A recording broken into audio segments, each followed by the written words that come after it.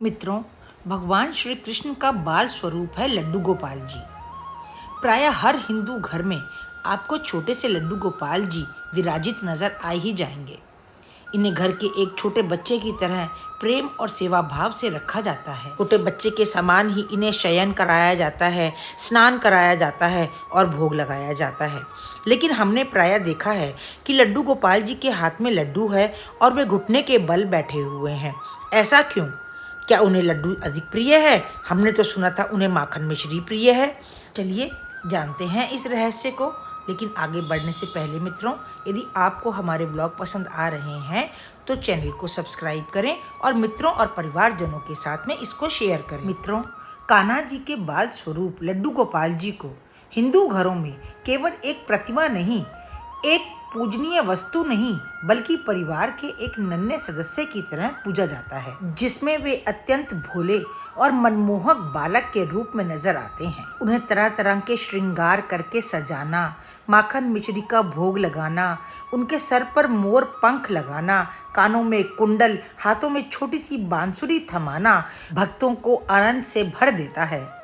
परंतु प्रायः वे हाथ में लड्डू लिए हुए घुटने के बल पर बैठे नजर आते हैं।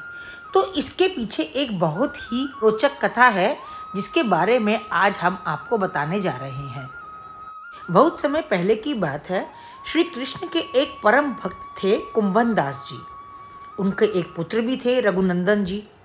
कुंभन दास जी के पास बांसुरी बजाते हुए श्री कृष्ण जी का एक विग्रह था, जिसकी वे हर समय सेवा करते थे। उन्हें छोड़कर कहीं जाते ही नहीं थे, ताकि उनकी सेवा में कोई विघ्न ना पड़ जाए। तो मित्रों, भगवान भी अपने भक्तों की समय समय पर परीक्षा लेते रहते हैं। तो हुआ यूं कि एक दिन वृंदावन से उनके लिए भागवत कथा करने का न्योता आ गया। पहले तो उन्होंने मना किया, पर बहुत ज़्यादा आग्रह करने पर वे तैयार हो गए और सोचा कि रोज दिन में चला जाया करूँगा और कथा करके जल्दी ही वापस आ जाया करूँगा और भगवान की सेवा करूँगा। उन्होंने अपने पुत्र को समझा दिया कि भोग तो मैं बना करके जाऊँगा, तुम केवल ठाकुर जी को समय पर पवा देना। अब पुत्र रघुनंदन ने ठाकुर जी के सामने लड्डुओं से भरा हुआ कटोरा रख दिया और कहा कि ठाकुर जी आओ और भोग लगाओ। उनके मन के अंदर ठाकुर जी की वही बाल छवि थी कि वे आएंगे और अपने दोनों हाथों से भोजन करेंगे, जैसे कि हम करते हैं। लेकिन उनके बार बार आग्रह करने पर भोजन वैसा का वैसा ही रखा रह गया। अब तो रघुनंदन जी उदास हो गए और रोने लगे कि ठाकुर जी आओ भोग लगाओ, नहीं तो पिताजी नाराज होंगे।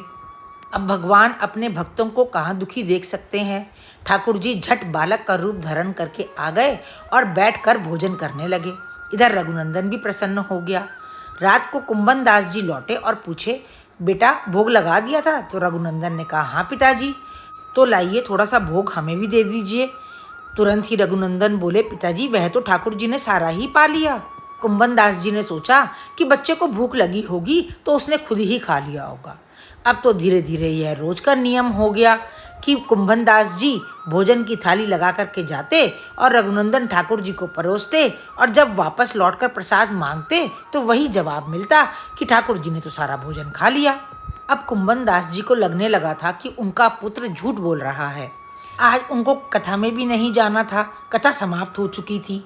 यह बात उन्होंने अपने पुत्र को न बताई और झूठ बोलकर उस दिन लड्डू बना दिए और कहा कि आज तुम ठाकुर जी को लड्डू का भोग लगाना, और स्वयं दरवाजे के पीछे छुप करके खड़े हो गए। बालक रघुनंदन ने रोज की तरह ही ठाकुर जी को पुकारा तो ठाकुर जी बालक के रूप में प्रकट हुए और आराम से लड्डू खाने लगे। यह नज़ारा दरवाजे के पीछे खड़े हुए कुंभन दास जी देख रहे थे और दौड़ते हुए आए और प्रभु के चरणों में गिरकर विनती करने लगे। उस समय ठाकुर जी के एक हाथ में लड्डू था और दूसरे हाथ का लड्डू मुख में जाने को ही था कि वे वहीं स्थिर हो गए। तो बस मित्रों, उसके बाद से उनकी इसी रूप में पूजा करी जाने लगी और वे लड्डू गोपाल कहलाए जाने लगे। ऐसे तो उनके भक्त कभी उन्हें कान्हा, कभी मुरलीधर, कभी श्याम, कभी द्वारकाधीश जैसे कई नामों से पुकारते हैं, पर लड्डू गोपाल सबसे ही प्रिय है। लड्डू गोपाल जी की सेवा भक्त वैसे ही करते हैं जैसे माँ बच्चे की सुबह से लेकर रात तक सेवा करती है। तो मित्रों, आप भी अपने लड्डू गोपाल जी की सेवा नियम प्रेम अनुसार करिए और पसंद आए तो हमारे ब्लॉग को लाइक करिए, चैनल को सब्सक्राइब करिए और अपने मित्रों और परिवारजनों के साथ में शेयर करिए। मिलते हैं अगले व्लॉग में, तब तक के लिए राम राम।